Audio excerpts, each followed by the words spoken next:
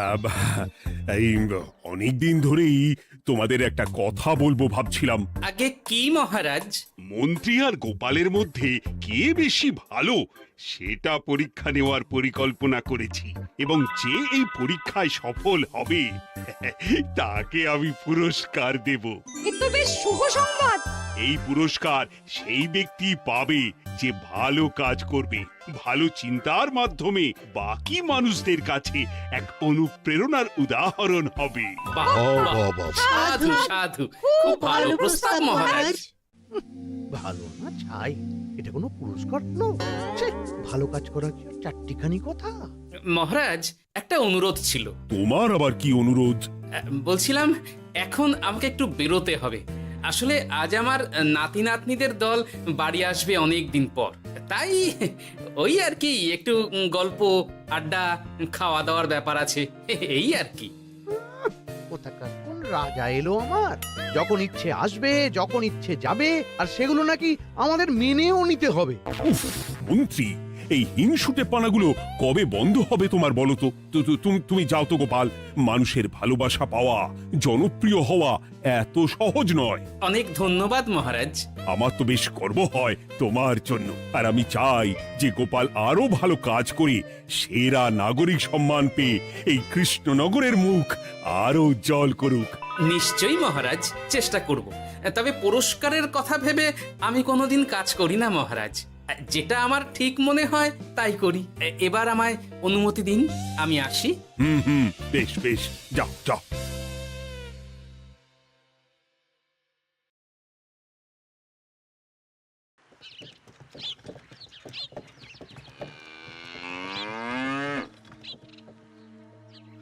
সেরা নাগরিক সম্মান সেটাও নাকি পাবে ওই গোপাল? বাবা, মহারাজের কি আদিক্ষেতা গোপালের প্রতি, দেখেও গা জ্বলে যায়। ও কি একাই আছে নাকি যে বেশি জনপ্রিয়?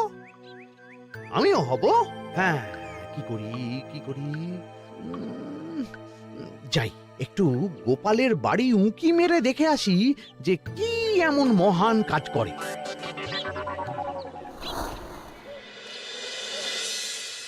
ও দিদা, শরবতটা দারুণ হয়েছে গো। হ্যাঁ, প্রাণটা জুড়িয়ে গেল। আর একটু খাবি নাকি তোরা? না না গিন্নি, বেশি শরবত খেলে বাকি কিছু আর খেতে পারবো না। তুমি বরং ওই তরমুজ, জাম, যা যা ফল এনেছি সব এনে দাও। আচ্ছা আচ্ছা, সেই ভালো। আজকের দিনটা পুরো জমে গেল, মানে কোনো তুলনা হয় না। সে আর বলতে, গোপাল দাদুর জায়গা কেউ কোনোদিনও নিতে পারবে না। কয়জন দাদুকে দেখেছে ওরা জীবনে? এসব তো আমিও খাওয়াতে পারি। বেশি বাড়াবাড়ি। এই নে সোনারা আমার, তোদের জন্যই তো তোদের দাদু এসব এনেছে। হ্যাঁ, এই তোরা খা, কেমন? লজ্জা করিস না কিন্তু। সে আর বলতে, ও দাদু, তুমি এবার পরের গল্পটা বলো তো। কি ব্যাপার, মন্ত্রী মশাই হঠাৎ আড়ি পাচ্ছে কেন? কই গো দাদু, চুপ করে আছো যে? হ্যাঁ, বলছি। এবারে বুঝলি, এবারে তোদের একটা অন্যরকম গল্প বল। ধুর, আরে কি বলছে সব ঠিক করে শোনাও যাচ্ছে না। আর একটু ভালো করে উঁকি দি।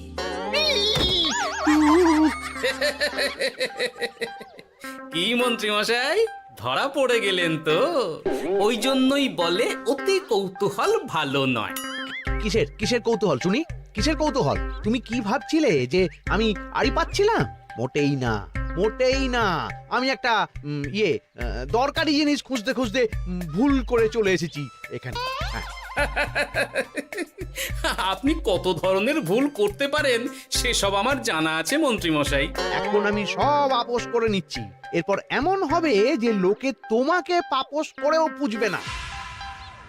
না, কেমন যেন ঠেস মেরে কথাগুলো বলে গেলে মনে হচ্ছে। মন্ত্রী মশাই অমন করে রেগে গেলেন কেন গোপাল দাদু? আমিও তো সেটাই ভাবছি রে। যাকে সেসব বাদ দে, নে আমরা বরং গল্পে ফিরি। সেই ভালো।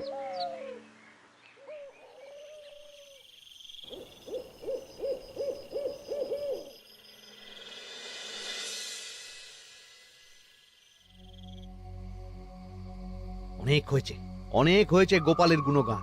এবার থেকে আমিও এমন কিছু করব যাতে আমি গোপালের থেকেও বেশি জনপ্রিয় হই, কিন্তু তার জন্য গোপালের কাজকর্মের ওপর একটু নজর রাখতে হবে।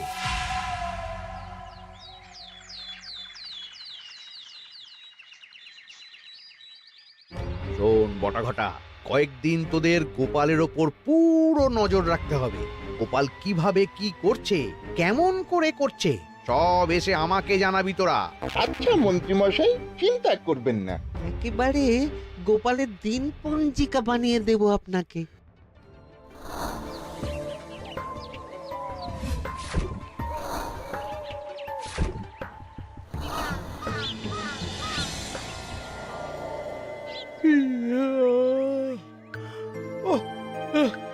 দুপুরের ঘুমটাও একটু ঠিক করে ঘুমোতে দিবি না রে তোরা? কি হয়েছে বল। আগে মন্ত্রীমশাই আপনিই তো বলেছিলেন। ঠিক আছে, ওহো, বল কি হয়েছে। দেখে যা বুঝলাম গোপাল বড় উদার, পরোপকারীও। সে কাউকে ঠকায় না, আর নিজেও ঠকে না। হ্যাঁ, সবাই তাকে খুব ভালোবাসে। হয়েছে, বুঝেছি। এবার থাম তো। গোপাল পরোপকারী? হাহ, এতদিন ও ছিল, কিন্তু এবার আমার পালা।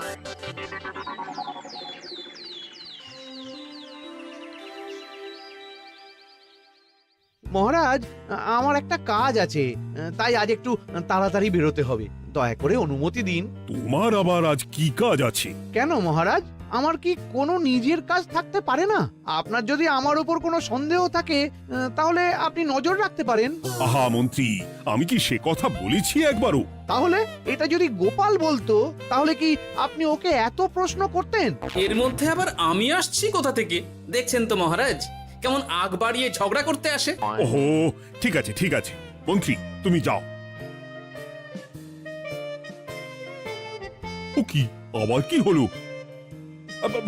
প্রণাম করছো কেন?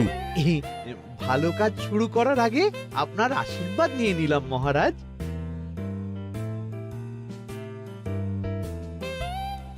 কিছু কি বুঝলেন মহারাজ?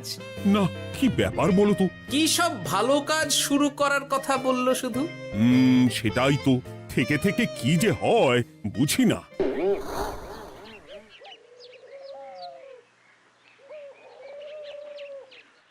তা বলেছিলাম, সব মনে আছে তো? আজ থেকে তোদের কাজ হলো শুধু আমার গুণগান করা, লোকের কাছে আমার কাজের প্রশংসা করা। আচ্ছা মন্ত্রীমশাই। আপনি যেমন বলেছেন ঠিক তেমনটাই হবে।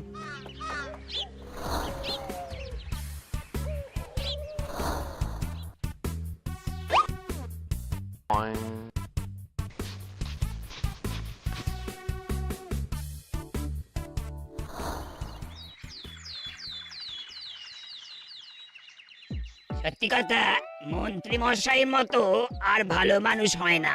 ওনার মন অনেক বড়। সে আর বলতে। বরাবরই তো খুব বড় মাপের মানুষ। আরে আরে গোপাল দাদা, আরে কোথায় চললে? এই রাজসভায়। ও মা, তাহলে তো তোমার সাথে মন্ত্রী মশাইয়েরও দেখা হবে। হবে বই কি? বাহ বাহ বাহ বাহ, তাহলে তুমি একটু ওনাকে আমার গিন্নির তরফ থেকে ধন্যবাদ জানিয়ে দিও। গতকাল উনি আমাদের অনেক সাহায্য করেছিলেন কি না? সাহায্য? মন্ত্রী মশাই? আচ্ছা, ঠিক আছে।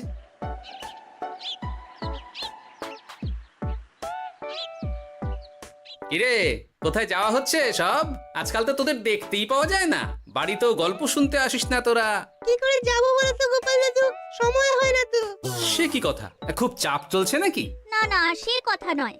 আসলে মন্ত্রী মশাইয়ের বাড়িতে একবার ঢুকলে খাওয়া দাওয়া গল্প খেলা সবকিছু সেরে বেরোতেই অনেক দেরি হয়ে যায়, তাই আর তোমার বাড়িতে যাওয়ার সময় হয় না।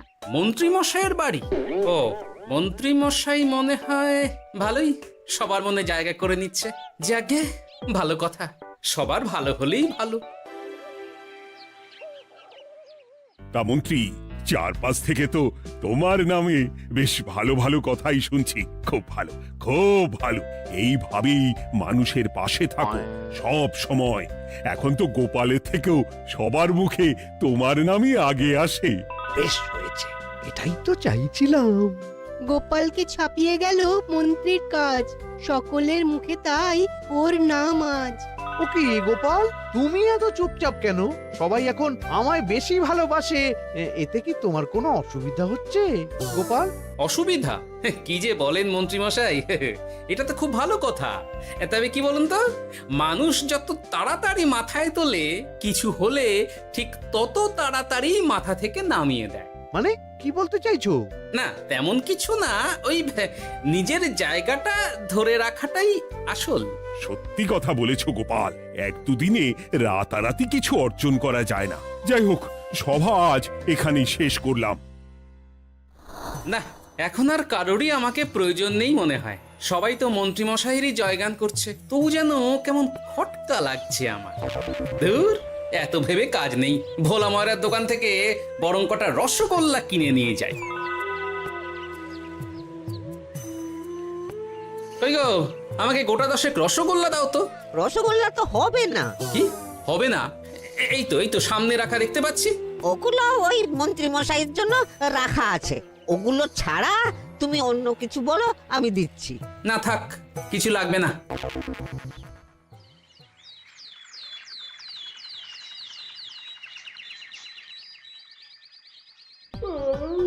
ও কি গো, বলি কত বেলা হয়ে গেল, তুমি এখনো রাজসভায় গেলে না? কদিন ধরে দেখছি কিছু হয়েছে, আর তোমার রাজসভায় বলি যেতে ইচ্ছে করে না বুঝি? না না, সেরকম কোনো ব্যাপার নয় গিন্নি। আমি দেরি করে যাই কি তাড়াতাড়ি, কোনো কিছু তো আর কারো জন্য থেমে থাকে না, বলো গিন্নি? মন্ত্রী মশাই তো আছেন, তাহলেই চলবে। এ আবার কেমন কথা? কিছু না, আমি বেরোলাম।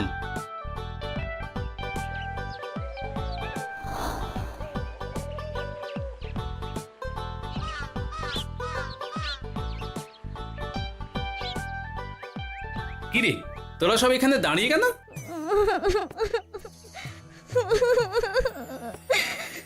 আমরা সব পরীক্ষায় শূন্য পেয়েছি, তাই আমাদের শাস্তি দিয়েছে।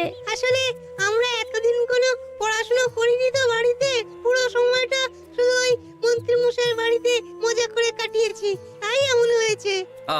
তা নিজের ভুলটা যে বুঝতে পেরেছিস, এটাই অনেক। এই কারণেই বলে নিজের কাজ নিজেকেই করতে হয়, বুঝলি? এরপর মন দিয়ে পড়াশোনা করবি, সব ঠিক হয়ে যাবে।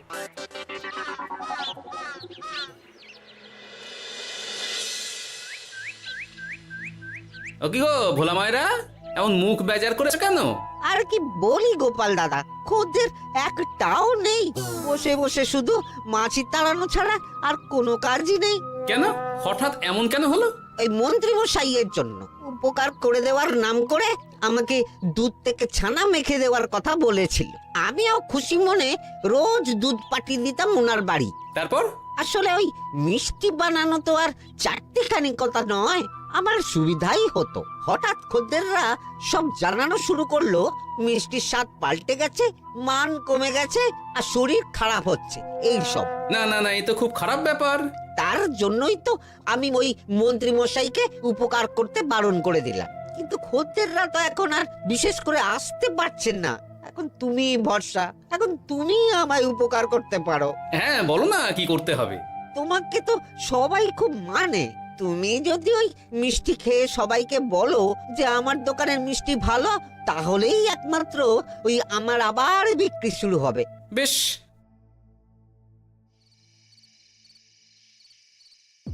শোনো শোনো, তোমাকে না একটা কথা বলার আছে। কি কথা? তুমি ভালো মানুষই করছো, তাতে তোমার লাভ, আমার কি লাভ আছে তাতে? মানে তোমার আবার কি চাই? সোনার গয়না, আমার একটা নতুন সোনার হার চাই। হ্যাঁ, না দিলে কিন্তু আমি চলে যাব। ওই দেখো, আচ্ছা ঠিক আছে ঠিক আছে, দেবো। ও মা, তাই? সত্যি তুমি খুব খুব ভালো। আমি তোমাকে যতটা কিপটে ভাবতাম, তুমি ততটাও কিপটে না। না গিন্নি, তোমার গয়না আমি গড়াবো, কিন্তু খরচ আমি করব না। যাকে বলে মাছের তেলে মাছ ভাজা। সে আবার কি করে সম্ভব? তুমি দেখোই না।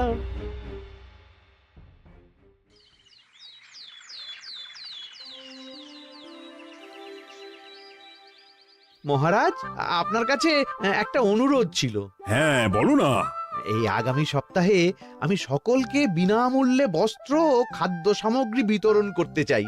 আর তার জন্য আমার ইচ্ছা যে আপনি সেখানে প্রধান অতিথি হয়ে আসুন।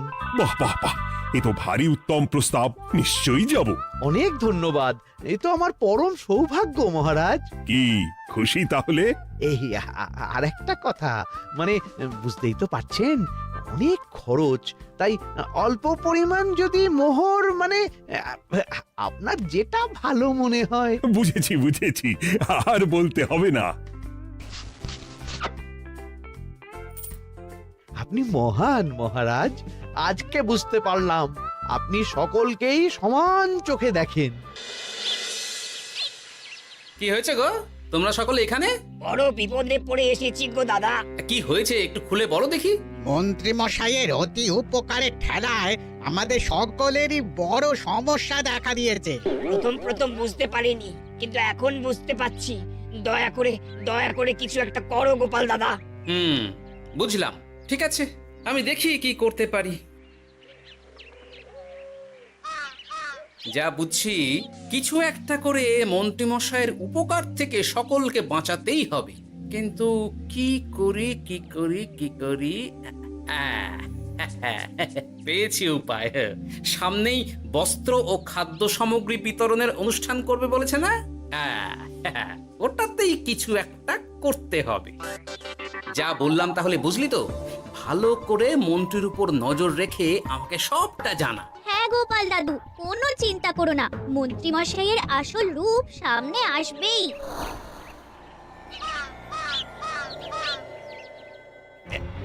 এই নে আগাম কিছু মোহর। সামনের অনুষ্ঠানের জন্য সব থেকে খারাপ মানের কাপড় ও আনাজপাতির বায়না দিয়ে আসবি।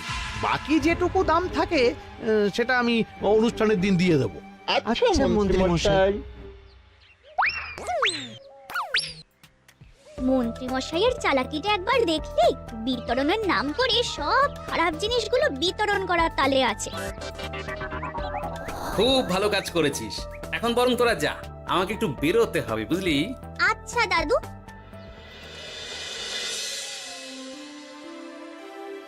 তুমি সত্যি বলছো গোপাল? এত বড় বিশ্বাসঘাতকতা! আমার থেকে মোহর নিয়ে, আমার হাত থেকে উপহার নিয়ে আমার প্রজাদেরই ঠকানো। এখনই তাহলে ওই মন্ত্রীকে ডেকে এনে শাস্তি দেওয়া হোক। না মহারাজ, মন্ত্রী মশাই যে শুধু আপনাকে ঠকিয়েছে তা নয়, মানুষের ভালোবাসারও দাম রাখেনি। সবকিছু সবার সামনে হোক। মন্ত্রী মশাইকে কি করে ফাঁদে ফেলতে হয় সে ব্যবস্থা আমি করে ফেলেছি মহারাজ।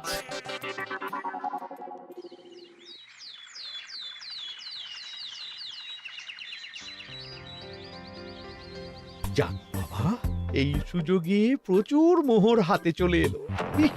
এমনিও আমার চিন্তার কোনো ব্যাপার নেই, সব জিনিস তো মহারাজের হাত দিয়ে বিতরণ করা হবে, তাই খারাপ হলেও সবাই ভাববে মহারাজ দিয়েছে। শোন, এবার তোরা গিয়ে মন্ত্রীকে ওখান থেকে সরিয়ে আন। ততক্ষণে আমি আমার কাজটা মিটিয়ে নিই। আচ্ছা। মন্ত্রী মশাই, শিগগিরই চলুন আমাদের সাথে। মহারাজ আপনাকে ডাকছেন ওই গাছতলার ওখানে। এখন? হ্যাঁ, মহারাজ তো আপনার উপর খুব খুশি, তাই দেখে মনে হলো কোনো একটা উপহার দেবেন আপনাকে। তাই নাকি? বটেই তো। আমি এক্ষুনি যাচ্ছি। এবারে জমবে মজা।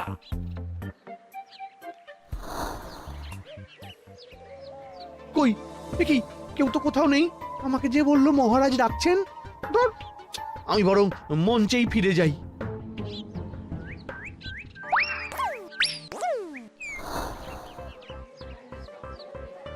মন্ত্রী মশাই, আমরা চলে এসেছি। আপনি বলেছিলেন আজকে আমাদের পাওনা মিটিয়ে দেবে। আপনার কথা মতো সবচেয়ে উৎকৃষ্ট মানের কাপড় আমি দিয়েছি। হ্যাঁ মন্ত্রী মশাই, আমিও একদম ওই টাটকা শাকসবজি, মাছ, মিষ্টি সব দিয়ে থলি ভরিয়ে দিয়েছি। এবার দামটা মিটিয়ে দিন। দুজনের মিলিয়ে হয়েছে ওই 1000 মোহর। বাহ মন্ত্রী বাহ, তুমি এত ভালো ভালো জিনিস বিতরণ করছো, আমি তো বিশ্বাসই করতে পারছি না। মোটেই না, আমি অত দাম দিতেই পারবো না। আমি তো ভালো জিনিস দিতে বলিনি, আমি বলেছিলাম সব থেকে খারাপ জিনিসগুলো দিতে। কি বললেন মন্ত্রী মশাই? এই রে, এই ধরা পড়ে গেলাম মনে হয়। তোমার এত বড় সাহস! তুমি আমার রাজ্যে থেকে এইভাবে মানুষকে ঠকাবে? আমায় ক্ষমা করে দিন মহারাজ, আমি ইচ্ছা করে এমন করিনি। আর আমি কোনো কথা শুনতে চাই না। উপকারের নাম করে তুমি আমার প্রজাদের যা অপকার করেছো সব আমি জানি। তোমাকে শাস্তি পেতেই হবে। প্রহরী, বন্দি করো মন্ত্রীকে। মহারাজ, আর হবে না, আর হবে না মহারাজ, আর হবে না। ওই জন্যই বলে যেমন কর্ম তেমন ফল।